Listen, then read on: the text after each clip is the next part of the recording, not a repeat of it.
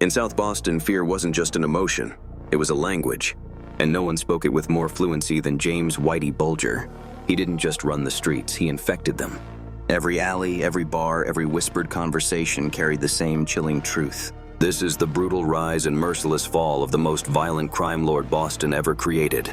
Bulger grew up in the old harbor projects, where poverty, fists, and silence shaped boys into survivors. But Whitey wasn't shaped, he was forged. As a teen, he was already feared. Not for size, not for strength, but for that dead-eyed stare, the look of someone who could hurt you without blinking. Prison didn't break him, it refined him. Behind bars, he learned discipline, cruelty, and how violence could buy loyalty faster than kindness ever could. When he walked out of prison in 1965, he wasn't rehabilitated.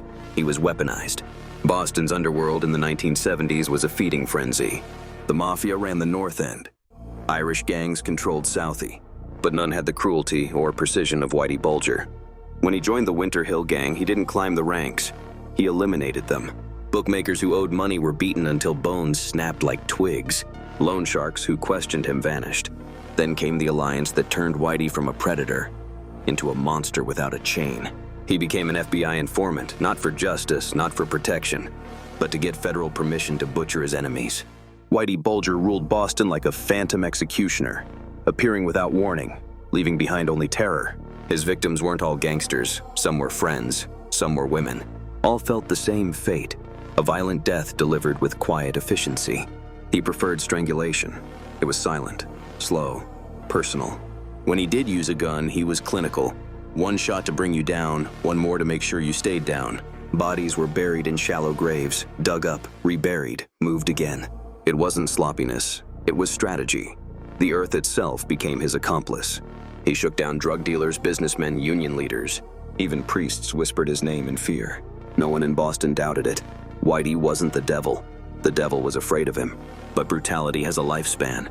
Internal investigators began uncovering the rot, the bribes, the cover-ups, the bodies piling up beneath FBI blind spots. Connolly wasn't managing an informant. He was shielding a serial murderer. Indictments loomed, witnesses flipped.